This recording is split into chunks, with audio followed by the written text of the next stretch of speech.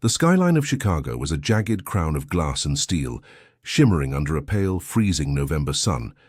For Julian Thorne, the chief financial officer of Vanguard's holdings, the city was not a place of living people, but a grid of assets, liabilities, and strategic movements. At 38, Julian had mastered the art of the clinical gaze. He saw the world in quarterly projections and risk assessments. His tailored charcoal suit felt like armor, and his brisk pace across the plaza toward the skyscraper that bore his company's logo was a testament to his discipline. Clutching his hand was his 7-year-old son, Leo. Leo was the only part of Julian's world that didn't fit into a spreadsheet. The boy was observant, quiet, and possessed a startling empathy that Julian often found inconvenient in the high-stakes world of corporate finance. As they neared the revolving glass doors of the headquarters, the usual scent of roasted nuts from a street vendor was replaced by the bitter, metallic tang of the coming snow. Near the entrance, huddled against a concrete pillar, sat a woman. She was a silhouette of misery wrapped in a threadbare olive-green army jacket. Her face was obscured by a matted tangle of dark hair and a scarf that had seen better decades. A cardboard sign sat in her lap, the ink bled dry by previous rains, leaving only the faint ghost of the word, please. Julian didn't look down. He never did. To him, the homeless were a systemic failure, a statistical noise he had learned to tune out to maintain his focus. Keep up, Leo, Julian muttered, his eyes fixed on the security guards who were already reaching for the door. We have the board meeting at 9, and then your tutor is arriving. But Leo's hand went limp in Julian's grip. The boy stopped dead in his tracks, his small sneakers squeaking against the polished granite of the plaza. Julian felt the sudden resistance and turned, a reprimand already forming on his lips. Leo, we don't have time for... Leo wasn't looking at his father. He was staring at the woman by the pillar. His face, usually bright and curious, had drained of all color. His lower lip trembled, not from the biting wind, but from a sudden, visceral shock. The woman happened to look up at that exact moment. Her eyes, sunken and shadowed by exhaustion, met the boy's. For a heartbeat, the city noise, the honking taxis, the distant sirens, the chatter of commuters, faded into a suffocating silence. The woman's breath hitched. A gloved hand, fingers poking through holes in the wool, rose slowly toward her mouth. She didn't speak. She couldn't. Leo, come on, Julian said, his voice tightening with impatience. He reached out to grab Leo's shoulder, but the boy took a step toward the woman instead. Dad, Leo whispered, his voice cracking like thin ice. He didn't turn around. He just pointed a small, trembling finger at the woman in the dirt. Dad, look at her. I see her, Leo. It's sad, but we can't help everyone. Move.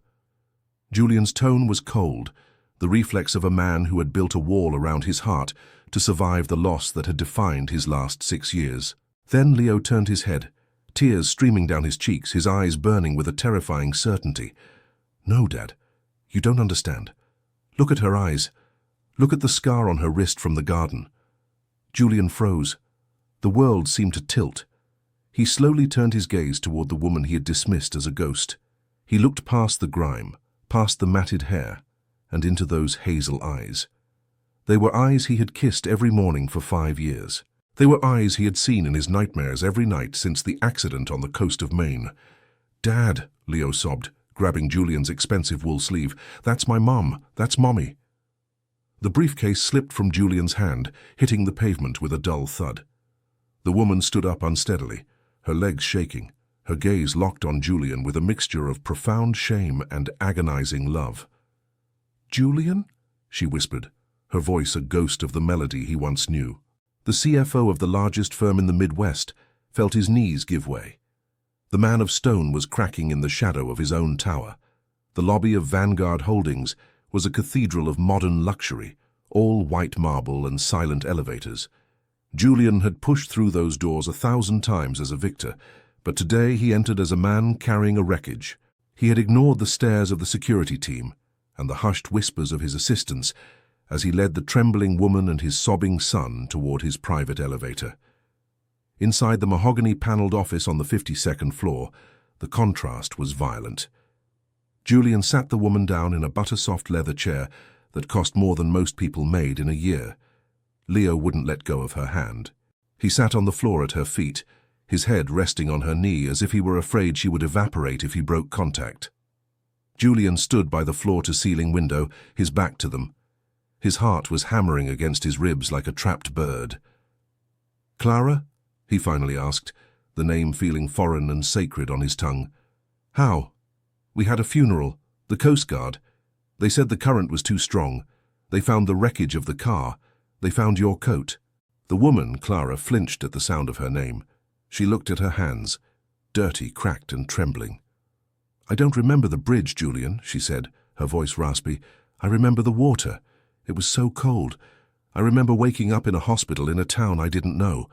No ID, no memory. They called me Jane Doe for months." Julian turned around. The anger was starting to seep through the shock. "Why didn't you come back? It's been 6 years, Clara. Do you have any idea what you did to us? To Leo?" Clara looked at Leo, her eyes filling with fresh tears. "By the time my head cleared, by the time the fog lifted, 2 years had passed. I saw you on the news, Julian. You were standing in front of this building. You looked so strong. You looked moved on. And then I saw a photo of Leo in a magazine. He was smiling. He looked clean, happy, and safe." She choked back a sob. "I was a broken woman with a traumatic brain injury, no money, and a record of being in a state psych ward. I thought I would only ruin the perfect life you built for him. I thought I was a ghost who should stay dead." "So you lived on the streets?" Julian shouted, the sound echoing off the glass walls. "You chose a sidewalk over your son?" "I didn't choose it," she cried out, her voice regaining a spark of the woman she used to be. "I tried to work, but the headaches, the seizures, I couldn't keep a job. I lost the apartment. I drifted. I ended up here because I just wanted to see him one more time, just once from a distance." Leo looked up at his mother, his small face fierce. "I missed you every day. I told Dad you weren't gone. I told him I could still hear you singing." Julian looked at his son, then at the woman who had been the love of his life. The professional mask he had worn for years wasn't just cracking, it was shattering. He realized that in his quest to protect Leo and himself from the pain, he had become a man who walked past his own soul on the street without recognizing it. He walked over to the desk and picked up the phone. "Cancel the board meeting," he told his secretary. "Cancel everything for the week and call Dr. Aris. I need a full medical team at my house in 1 hour. Private, no press." "Julian, you don't have to," Clara whispered, shrinking back into the leather chair. "I walked past you," Julian said, his voice dropping to a low, painful hum. "I looked at you and saw a nuisance. I will never, as long as I live, forgive myself for that. But you are coming home. Whether you think you deserve it or not, Leo needs his mother, and God help me, I need my wife." The Thorne estate was a fortress of privacy in the suburbs of Lake Forest. A sprawling limestone manor surrounded by ancient oaks, it was designed to keep the world out. When the black SUV pulled into the driveway, Clara gripped the door handle so hard her knuckles turned white. She looked at the manicured lawn and the grand entrance, then down at her tattered jacket. "I don't belong here," she whispered. "You are the mistress of this house," Julian said firmly, though his eyes remained guarded. "Leo, go inside and tell Mrs. Higgins to prepare the guest suite. No, the primary suite, and tell her to start a bath." As Leo ran inside, bursting with a joy that seemed to light up the grey afternoon, Julian helped Clara out of the car. He noticed how light she was, frighteningly thin, as if the wind might simply carry her away. He supported her weight, his arm around her waist, feeling the sharp protrusion of her ribs through the thin fabric. Inside, the house was warm, smelling of beeswax and lavender. Mrs. Higgins, the longtime housekeeper who had helped raise Leo after the accident, stood in the foyer. When she saw Clara, she let out a muffled scream, her hands flying to her mouth. "Lord have mercy!" the older woman gasped, tears instantly welling. "Miss Clara!" "Hello, Martha," Clara said weakly. The next few hours were a blurred whirlwind of activity. Julian sat in the hallway outside the master bedroom, listening to the sound of running water. He felt like a stranger in his own home. He thought about the legal implications, the death certificate that would need to be vacated, the insurance payouts, the media frenzy if this leaked. But then he heard a sound that stopped his heart. It was Leo's laughter. It was coming from the bedroom. Julian pushed the door open slightly. Clara was sitting on the edge of the bed, wrapped in a thick white terrycloth robe. Her hair was damp and combed back, revealing the sharp, elegant lines of her face that the dirt had hidden. Leo was sitting next to her, showing her a book of drawings he had made. "See, Mom, I drew this when I was 5. It's us at the beach. I remembered your blue hat." Clara was weeping silently as she traced the crayon lines with a trembling finger. Julian watched them, and for the first time in 6 years the heavy, suffocating weight in his chest eased. He had spent years trying to be a perfect father by providing wealth and stability, but he realized he had been providing a museum, static, cold, and lifeless. Later that evening, the private doctor Julian had summoned arrived. Dr. Aris was a man of discretion and immense skill. He spent an hour with Clara while Julian paced the library, drinking a scotch he didn't really want. When the doctor emerged, his expression was somber. "She's malnourished, Julian. Severely. She has signs of long-term untreated neurological trauma, likely from the accident. The memory loss she described is consistent with a grade 3 concussion and subsequent PTSD. But the most pressing issue is her heart. It's weakened by the strain of living outdoors and the lack of proper care." "Can you fix it?" Julian asked, his voice ironclad. "I don't care about the cost. I'll fly in specialists from the Mayo Clinic, from London, anywhere." "Money helps," Aris said gently. "But she needs peace, Julian. She needs to feel like she isn't an intruder in her own life. Her body is in survival mode. We need to convince her that the war is over." Julian nodded, looking toward the stairs. The war wasn't over. For Clara, it was just beginning. She had to reclaim a life she thought she had lost, and he had to learn how to be a husband to a woman he had already buried. The first week was a delicate dance of shadows. Clara slept for 14 hours at a time, her body finally surrendering to the safety of a real bed. Julian found himself unable to work. He stayed home, much to the shock of his executive team, monitoring Clara's progress through the security cameras and the reports from the nurses he had hired. One night a thunderstorm rolled over the lake. The boom of lightning shook the house, and Julian was jolted awake by a piercing scream. He sprinted to the master suite to find Clara huddled in the corner of the room, her hands over her ears, her eyes wide with terror. "The water!" she shrieked. "It's coming through the glass! Julian, the car is sinking!" He rushed to her, catching her before she could collapse. "Clara, it's just rain. You're in Lake Forest. You're safe. I'm here." She clung to him, her fingers digging into his shoulders. "I tried to reach for him," she sobbed into his chest. "In the car. I tried to unbuckle Leo's seatbelt, but the water pushed me back. I thought he was still in the car, Julian. I lived every day for 6 years thinking I had let my baby drown." Julian felt a chill run down his spine. "Clara, Leo wasn't in the car. Don't you remember? You had dropped him off at my mother's house 20 minutes before the accident. You were driving to the gala alone." Clara went still. She pulled back, her face pale in the moonlight. "What?" "Leo was safe the whole time," Julian whispered, stroking her hair.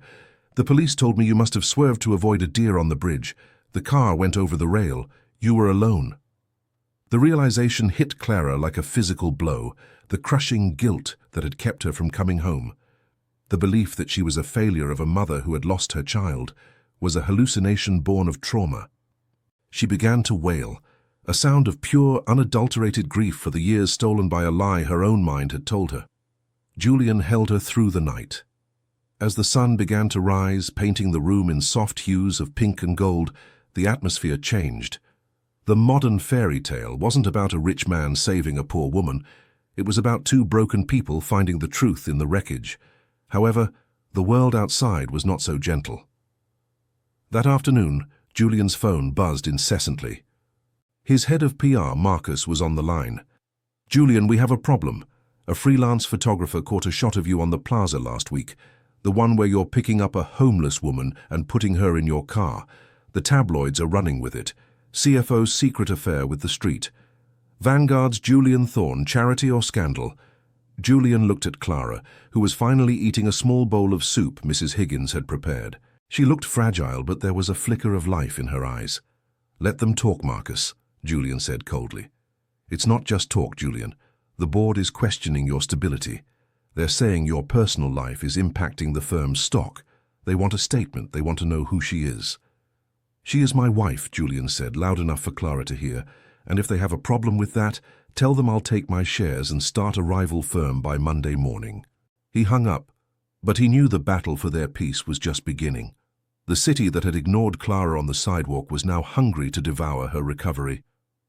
By the second week, the media frenzy had reached a fever pitch. Paparazzi were camped at the gates of the Thorne estate. Clara watched them from the second-story window, her anxiety returning. She felt like a hunted animal. "They want to see the Cinderella of the sidewalk," she said bitterly to Julian as he entered the room. "I'm just a story to them, a before and after photo." "I won't let them touch you," Julian promised. But he knew his power had limits. The board of directors had called an emergency meeting. They were concerned about a resurrected wife who had been declared dead. There were questions of insurance fraud. Not that Julian needed the money, but the legalities were a nightmare. Julian realized he couldn't just hide Clara away. To protect her, he had to reclaim her identity. He spent the afternoon with his legal team, filing the mountain of paperwork required to undie. It was a surreal experience, signing documents that reversed a tragedy. That evening, Leo came home from school with a bruised lip. Julian was incensed. "What happened, Leo?" "Tommy Miller said my mum was a garbage lady," Leo said, his voice small but defiant. "I told him she was a queen who just got lost. So he hit me." Julian felt a surge of protective rage, but Clara stepped forward. She knelt in front of Leo, her movements more fluid now, her strength returning. She took his face in her hands. "Leo," she said softly, "Tommy is afraid because he doesn't understand. People are often mean to what they don't understand. But look at me. Am I a garbage lady?" "No," Leo said, a tear rolling down his cheek. "You're my mom." "I am both," Clara said, surprising Julian. "I was the woman on the sidewalk, and I am the woman in this house. There is no shame in having been lost, Leo. The only shame is in refusing to be found." Julian looked at his wife and realized she was stronger than he had ever given her credit for. He had been trying to shield her, but perhaps she was the one who was going to save them from the coldness of their high society life. He made a decision. He called Marcus, his PR head. "Set up a televised interview tomorrow at the house." "Julian, are you sure? The vultures will—" "I'm sure. We're not going to let them tell our story. We're going to tell it ourselves." The next day the library was transformed into a film set. Clara wore a simple, elegant navy dress. Her hair was styled, but she refused to wear heavy makeup to hide the lines of her struggle. She wanted the world to see the truth. The interviewer, a sharp woman named Sarah, started with the hard questions. "Mrs. Thorne, many are calling this a miracle. Others are calling it a calculated move to garner sympathy for Vanguard Holdings. How do you respond to those who say you stayed away on purpose?" Clara looked directly into the camera. Her voice was steady. "I stayed away because I was broken. I stayed away because a system designed to help the vulnerable often forgets those who don't know who they are. I lived in shelters, under bridges, and on the very plaza where my husband worked. I am not a miracle. I am a reminder that every person you walk past on the street has a name, a family, and a story. I am Clara Thorne, and I was invisible for 6 years." The interview sent shockwaves through the country. It wasn't the fairy tale people expected. It was an indictment of a society that looked but didn't see. The fallout from the interview was instantaneous. Vanguard Holdings stock fluctuated wildly. While the public was largely moved by Clara's story, the old money investors were horrified. They saw Clara as a liability, a woman with a history of mental health struggles and homelessness, leading the life of a CFO's wife. Julian arrived at the office the following Monday for the board meeting. The air in the boardroom was thick with hostility. Arthur Sterling, the chairman and a man who valued optics above all else, stared at Julian through gold-rimmed spectacles. "Julian, your performance has been exemplary," Arthur began, his voice like dry parchment. But this spectacle with your wife is a bridge too far. The legal complications alone, the insurance settlements we have to return, the death certificate, it's a mess. And frankly, her presence is a distraction. We suggest you take a sabbatical, permanent, if necessary. Julian leaned back in his chair. He looked at the men around the table, men he had made millions for. A distraction? My wife is a survivor. She is the bravest person I know. And if this board thinks that a woman's struggle for survival is bad for business, then this business is fundamentally broken.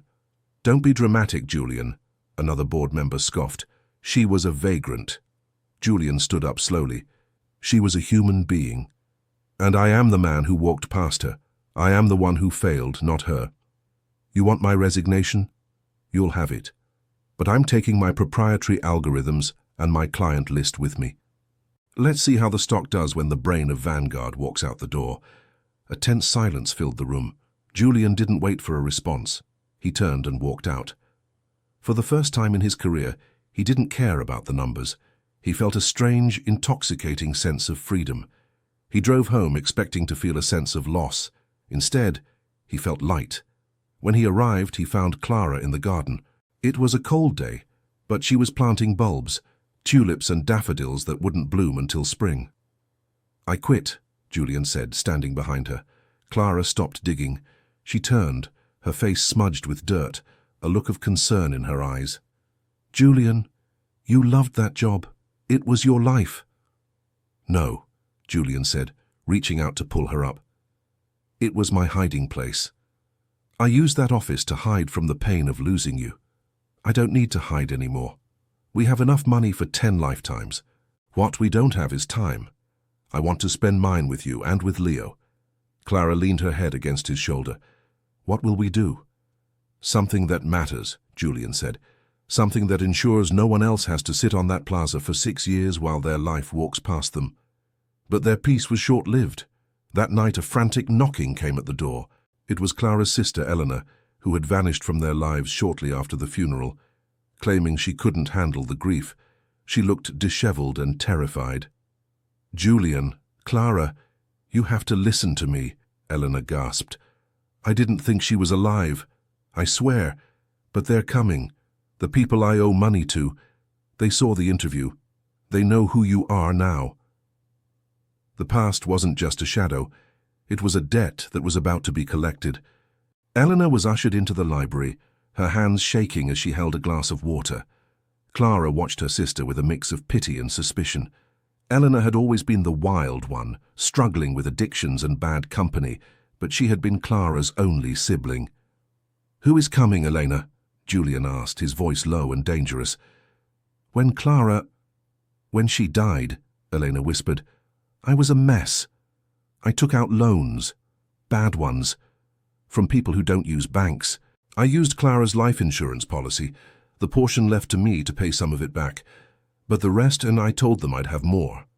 Now that Clara is back, the insurance company wants the money back, and the people I owe, they think you're a gold mine, Julian. They think Clara is the key to your safe. Julian's eyes narrowed. You led them here. I didn't have a choice. They followed me. As if on cue, the security alarm for the front gate began to chime. Julian checked the monitor. A dark sedan was parked across the driveway. 2 men were stepping out. They weren't paparazzi. They had the cold, efficient look of professional collectors. Mrs. Higgins, take Leo to the safe room. Now, Julian commanded. Julian, no, Clara said, stepping forward. This is because of me. My death caused this. No, Clara. Elena's choices caused this, Julian said, reaching into his desk drawer and pulling out a small, sleek pistol, a precaution he'd kept but never used. Stay here. Julian went to the front door. He didn't open it. He spoke through the intercom. You're on private property. The police have been alerted. Leave now. We don't want trouble, Mr. Thorne, a voice crackled back. We just want what's owed. Elena says you're a generous man. We think 50,000 is a fair reappearance fee for your lovely wife. Julian felt a cold fury. You'll get nothing but a prison sentence. Suddenly, there was a crash from the back of the house. They weren't just at the front. Clara screamed. Julian ran toward the kitchen, his heart pounding. One of the men had shattered the French doors. He was holding Clara by the arm, a heavy wrench in his hand. "Drop the gun, CFO," the man sneered. Julian froze. His mind, usually so fast at calculating risk, was paralyzed by the sight of Clara in danger again. But Clara didn't look like a victim. Her time on the streets had given her a different kind of edge, a survival instinct that Julian's world had never required. As the man shifted his weight, Clara drove her heel into his instep and followed with a sharp elbow to his solar plexus. As he gasped, she wrenched herself free and grabbed a heavy cast-iron skillet from the stove, swinging it with a primal roar. The sound of metal hitting bone was sickening. The man crumpled. Julian moved in, tackling the second man who was climbing through the broken glass. The struggle was brief but violent. Julian, fueled by years of repressed rage, pinned the man down until the distant wail of sirens grew into a deafening roar. When the police finally took the men away and Elena was escorted out in handcuffs for her involvement, the house fell into a heavy silence. Clara stood in the middle of the kitchen, her breathing ragged, the skillet still in her hand. She looked at Julian, and then she started to laugh, a jagged, hysterical sound. "I guess I'm not as fragile as the doctors thought," she panted. Julian dropped his gun and pulled her into his arms. "You're a warrior, Clara Thorne." The attack changed everything. It stripped away the last of the fairy tale illusions and replaced them with a hard, ironclad reality. Julian and Clara spent the next month reinforcing their lives, not with walls, but with purpose. Julian officially resigned from Vanguard. He used a significant portion of his wealth to establish the Clara Foundation. It wasn't just a shelter, it was a comprehensive recovery center that focused on the very things that had failed Clara: neurological rehabilitation, legal identity restoration, and long-term psychological support. Clara became the face of the foundation. She didn't stay in the office, though. She went back to the streets, not as a resident, but as a guide. She visited the same plaza where she had sat for months. One afternoon, Julian joined her. They found a young man sitting in the same spot Clara once occupied. He was staring at the ground, his eyes vacant. "His name is Silas," Clara whispered to Julian. "He was a veteran. He's been here for 3 weeks." Julian looked at Silas. A month ago, he would have walked past. Now he felt a pull in his chest that was almost painful. He walked over and sat down on the cold granite next to the young man. "It's a long way up to the top of that building," Julian said, pointing to the Vanguard Tower. "But it's a lot harder to get back up once you've fallen. Do you want a hand?" Silas looked up, wary and confused. "Who are you?" "I'm a man who learned to look down," Julian said. As the foundation grew, so did the Thorne family's bond. Leo was thriving. He spent his weekends at the center, reading to the children of the families staying there. He no longer saw homeless people. He saw people who were currently without homes. The distinction was everything. However, Clara's health remained a concern. The doctor's warning about her heart hadn't been an exaggeration. The stress of the attack and the intensity of her work were taking a toll. One evening, while they were hosting a fundraiser at their home, Clara collapsed in the hallway. Julian caught her before she hit the floor. "Clara! Someone call 911!" As the ambulance sped through the streets of Chicago, Julian held her hand, whispering the same prayers he had said 6 years ago. "Not again. Please, not again." At the hospital, the news was bittersweet. Clara's heart was failing, but there was a solution. A valve replacement, combined with a procedure to repair the old trauma from the accident. It was a risky surgery, but it was a chance at a full life. "Do it," Clara whispered from the hospital bed. "I didn't come back from the dead just to fade away."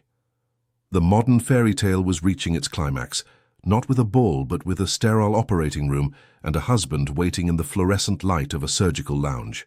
The surgery lasted 9 hours. Julian sat in the waiting room, refusing to leave. He was surrounded by the people his new life had touched.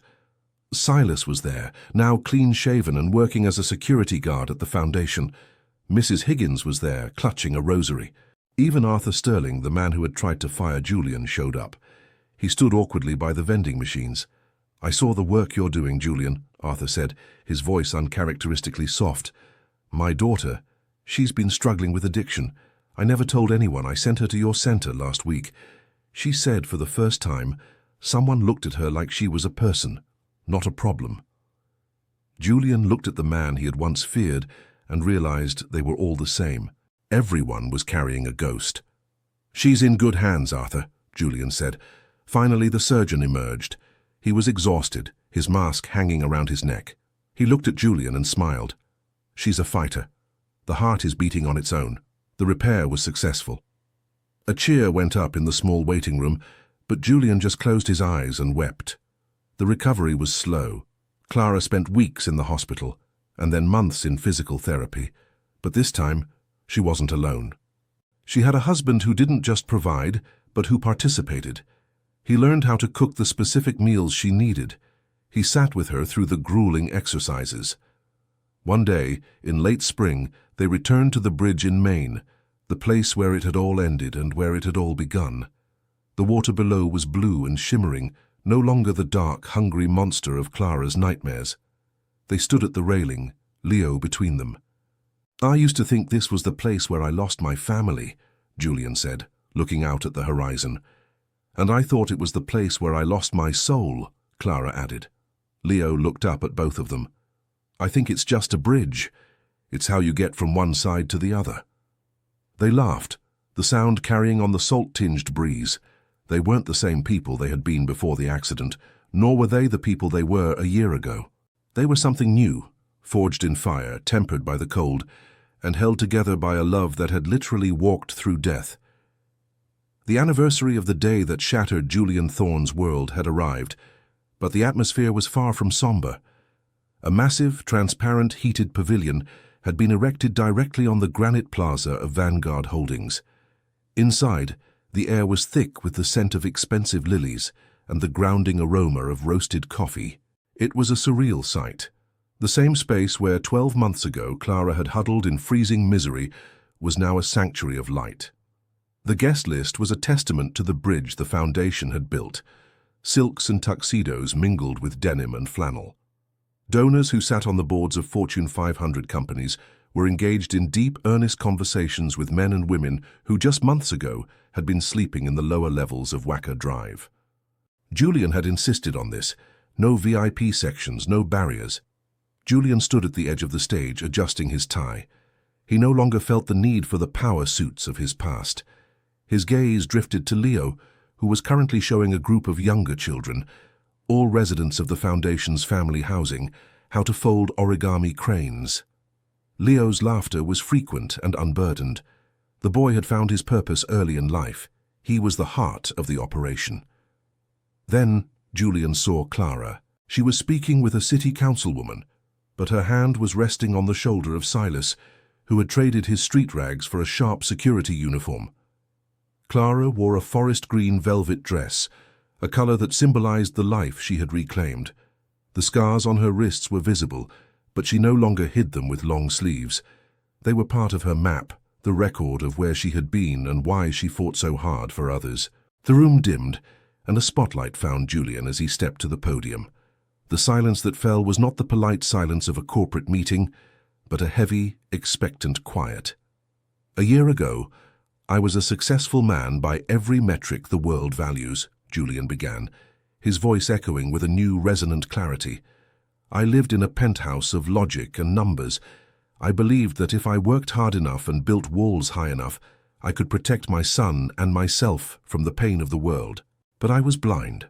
I walked past the most important person in my life, the woman who taught me how to love, simply because she didn't fit the image of my success."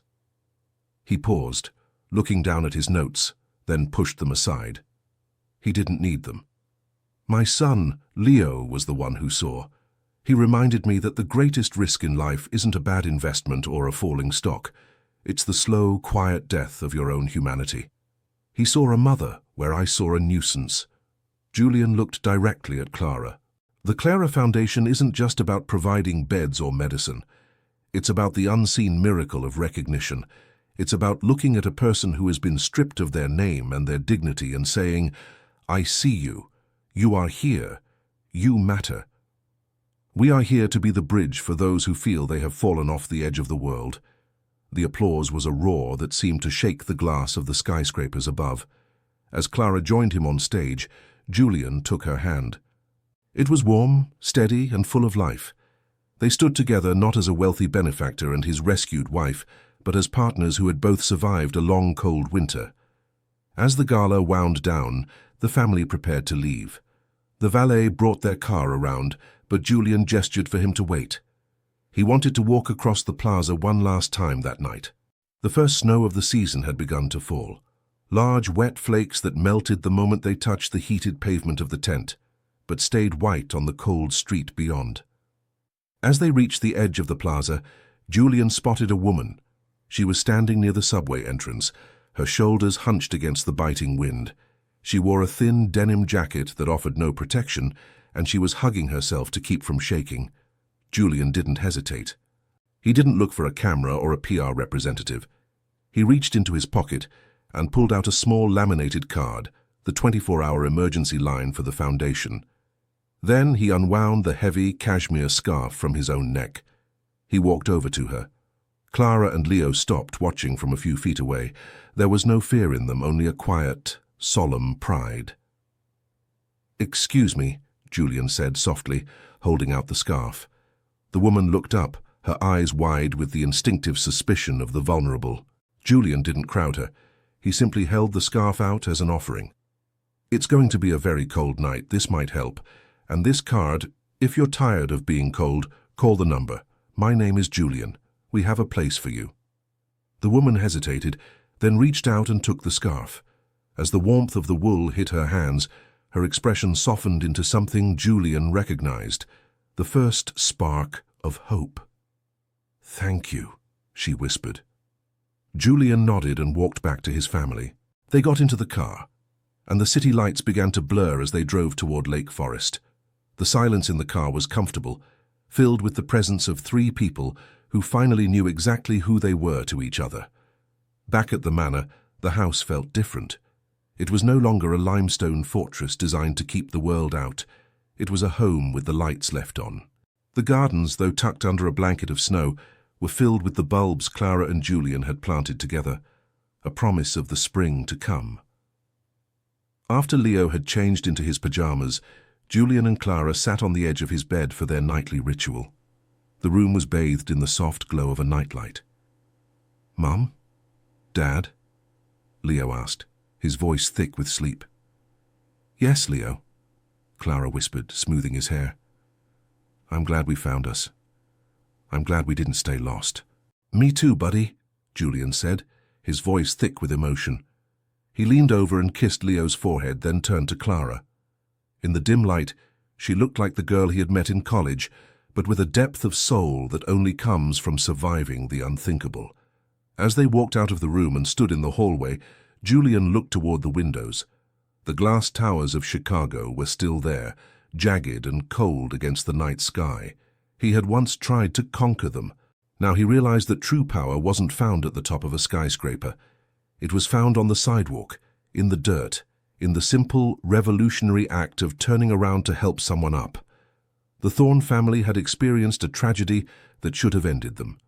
Instead, they had found a different kind of success, the kind that doesn't show up on a balance sheet, but lives forever in the hearts of those who refuse to be invisible.